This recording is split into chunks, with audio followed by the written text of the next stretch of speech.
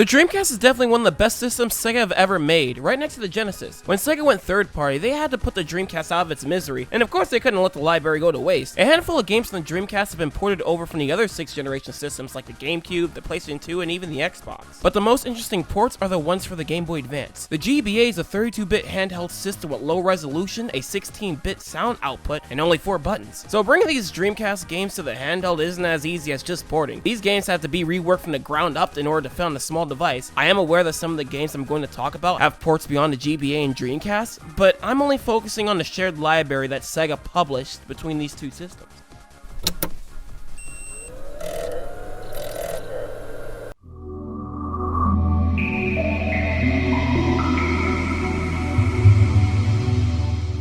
Choo-choo ロケットネズミを助けろチューチューロケット猫は怖いチューチューロケットすごいズババババーババタクションパズルチューチューロケット2800円安い Dreamcast! Choo Choo Rocket is a puzzle game created by Sonic Team!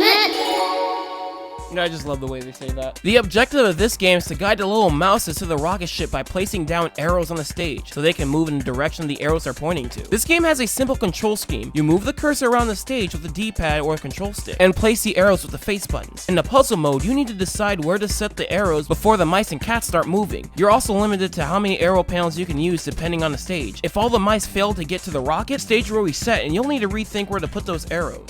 Stage Challenge is more of a frantic puzzle mode where you need to complete different objectives within the time limit while everything is in motion. I found both puzzle modes in this game to be really addictive. It's just so satisfying to figure out the right scenario after some trial and error.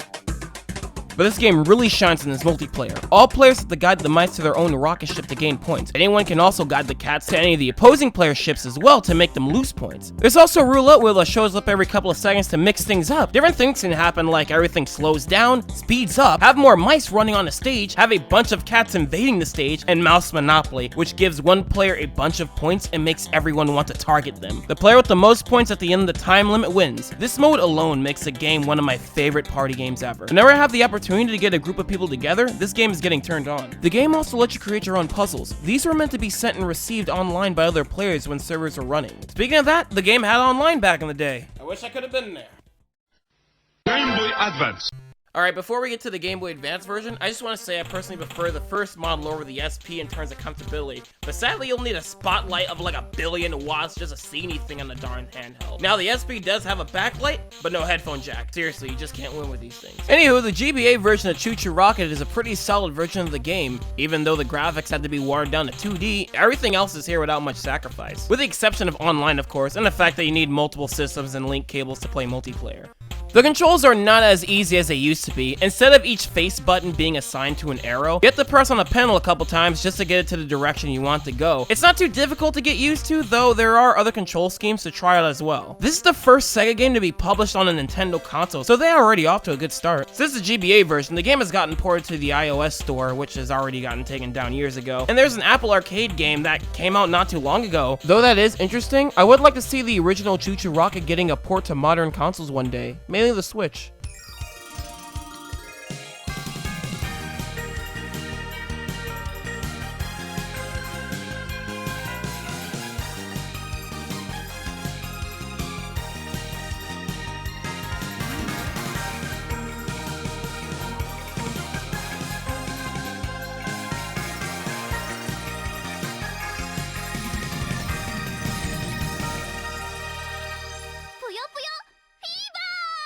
To describe Pluto Pop simply, it's a puzzle game where you have to group the same colored blobs together so they'll pop and not fill up your side of the board. I'm just gonna cut to the chase here. Other than the lower resolution and 16-bit music on the GBA, this version is practically identical to the one on the Dreamcast. But yeah, it's Puyo Puyo, and I'm still very much enjoying this puzzle game. Also, the Dreamcast version was a Japanese release only. Hey, come on over, have some fun with Crazy Taxi! Yeah!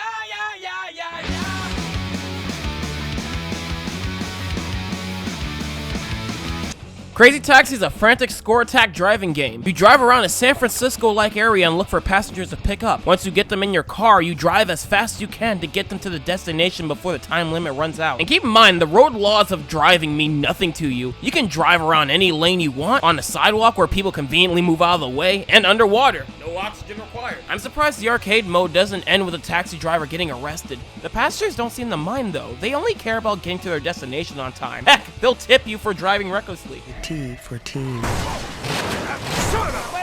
Yeah, I'm here for my life. Get behind that yellow line! Yeah, I know. License, please. You better get out of my face! And I gotta get your punk license Yeah, back! I Look what I know. got on you! You drive through the mall, the subway, city park! You like a dope That was some big air.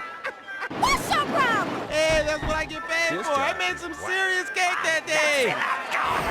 Crazy Taxi on Sega Dreamcast. There's two main modes. There's the arcade mode and original mode. These modes are the same gameplay wise. They're just different maps. There's also another mode called Crazy Box, where you do a couple of short missions like doing a high jump or doing a combo of drifts. These missions are pretty difficult to pull off. It does go to show that there is indeed a learning curve to this game. Crazy Taxi is a really fun score attack racer. I love the rock music from Bad Religion and Offspring. Whenever I hear about Crazy Taxi, I immediately think about the song All I Want, which makes the soundtrack change in the re-release a bit depressing.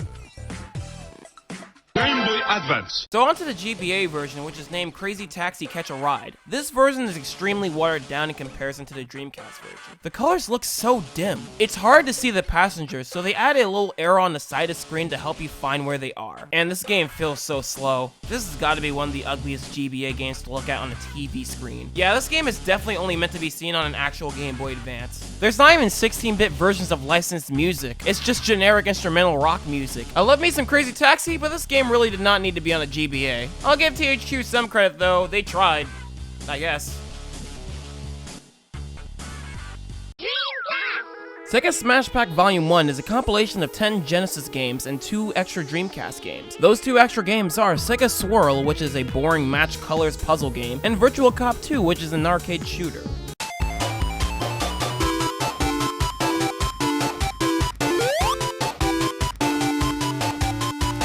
Ugh, the sound quality in this emulation is god awful. Other than that, I guess the games play fine enough. This is a mediocre collection. Game Boy Advance. You could say the GBA version is a different collection entirely, considering 2 games out of 3 are not even on a Dreamcast version. But this still isn't anything too spectacular. The games that come with are Sonic Spinball, Echo the Dolphin, and Golden Axe. The sound quality is a little iffy, but not as bad as the Dreamcast version. And these games don't look half bad either when you put them on a real TV. Virtua Tennis. I gotta learn to say Virtua, not Virtual. It's a realistic sports game. Just hit the ball back and forth. If you haven't played tennis before, I recommend trying it out. It's pretty fun. In real life, I mean. The game is alright. Look forward to the tennis episode on K9 Free Time. Hey, fun fact, if you plug in a fishing rod controller with this game in, it works like a remote. But anyway, that's Virtua Tennis 1. Let's move on to Virtua Tennis 2. Same game, better graphics. Moving on to the GBA port. Even though it says Virtua Tennis, this is just Virtua Tennis 2. And I gotta say, it's a pretty faithful port. It's just the same game, but on the go. Nice. ナビするわ。100メートル先右。このまままっすぐ。通信も正しい。セガラリー2。ラリー2。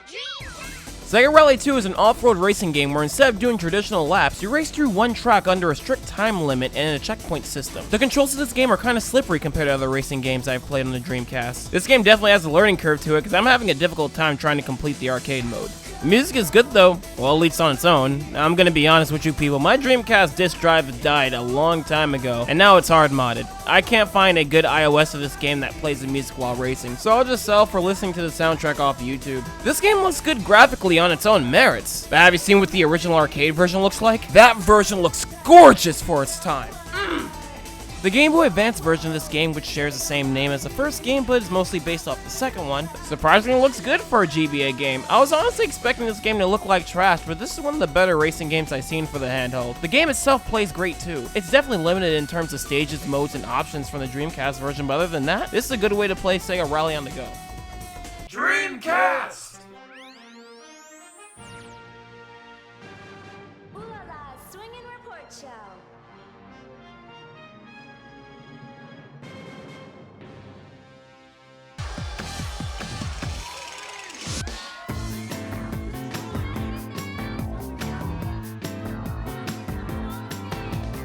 Hey there, Space Cats! Ooh la la here, coming at you from Spaceport 9.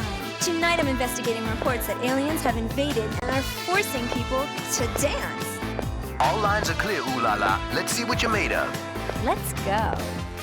Space Channel 5 is about a reporter named Ulala. Reports and fights an alien invasion in order to get back the ratings on the station Space Channel 5. This is a Simon Says-like rhythm game. Think of it as Sega's answer to Sony's Parappa the Rapper.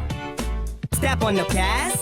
With this game, though you do have to memorize and copy the commands they tell you, you only get one visual cue for the rhythm you're supposed to follow, and that's when the commands are given. But with the music being so catchy, it's not too difficult. This is some really good jazz music, and it gets even better when you get most of the moves correct. More people start to march with you and become your background dancers, more instruments start to kick in along with the rhythm. The game does a good job at making this feel rewarding to the player. This really makes me want to get better. Of course, the opposite happens when you're doing worse. Ulala forgets how to dance, the instruments start playing badly, and everybody in your dance group just starts doing the walk of shame. When you're doing bad, this game really just rubs it in, and it hurts.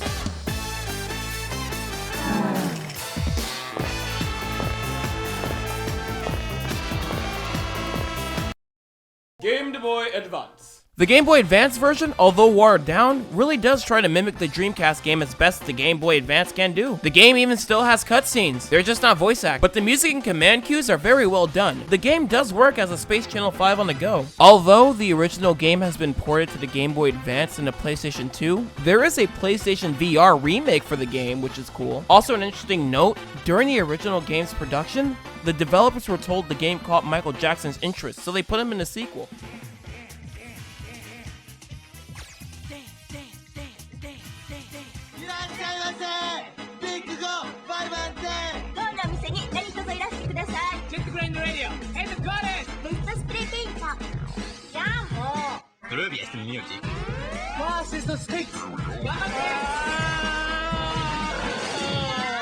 We have everything you need to live the young, hip, jet grind radio lifestyle. You skate, you groove, you bomb bricks, and run from the man. Jet Grind Radio on Dreamcast for AD 14.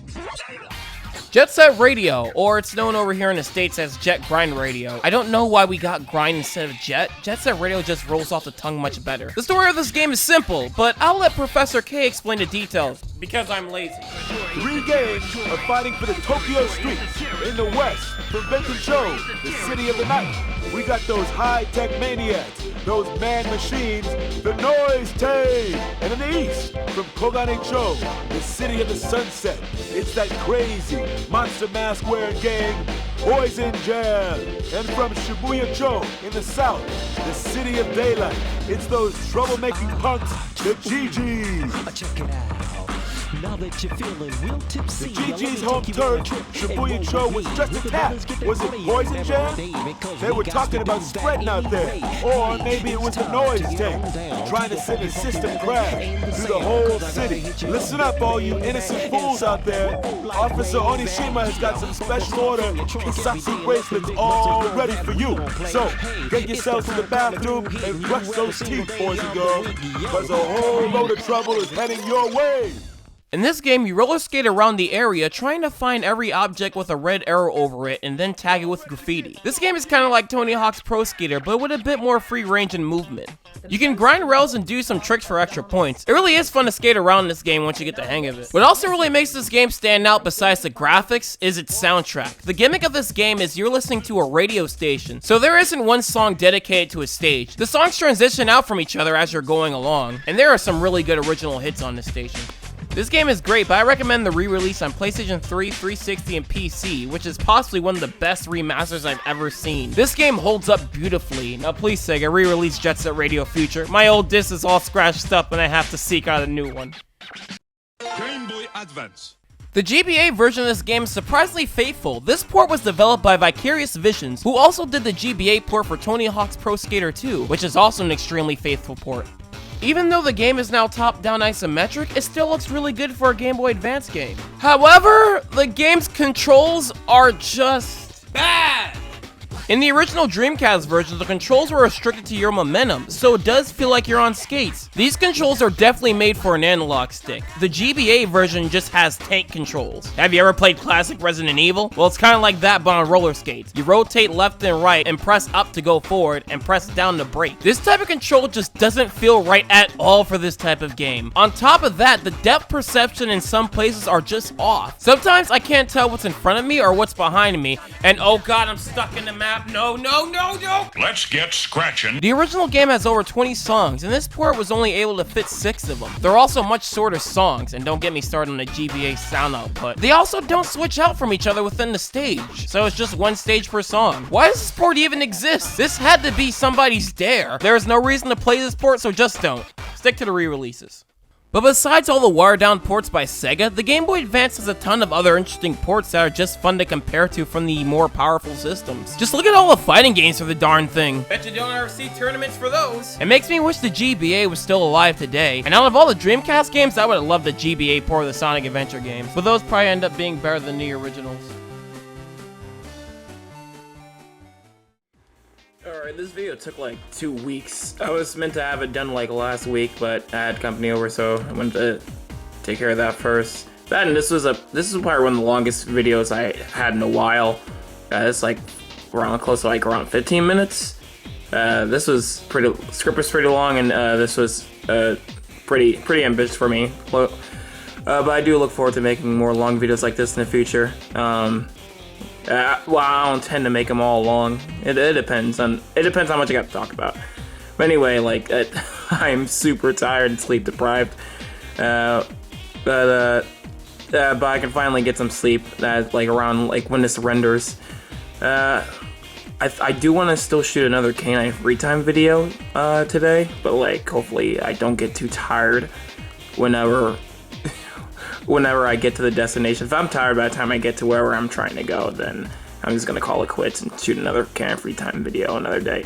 By the way, Canine Free Time, that's another channel. If you care about, if you want to see me vlogging and just doing stuff, go to Canine Free Time. I recommend caninefreetime.com. The link was in the video. If you're still trying to get there, just go to my YouTube channel and go under channels. You'll see Canine Free Time, along with some other channels you should check out. Like I got some friends there. Hi Thomas. But anyway, yeah. So I'm trying to get like a better upload schedule. So I'm gonna try to. I'm just avoiding these guys. Let me try to fight them. But I'm going to try to like upload more frequently. Hopefully, like, I'm gonna try to work on a video every week or every 2 weeks. They just killed me. But, yeah. That's all I need to say. I gotta stop making these so long. People usually skip these anyway. I usually skip them. I don't know, it's kind of formula. I just like doing them. Sometimes I just like talking. So, like, this is present me. Present me just likes talking, and then future me doesn't want to hear me talk. Yeah. It's what you get. But like, anyway, that's it. I'm gonna just close this. Alright, logging out, everybody.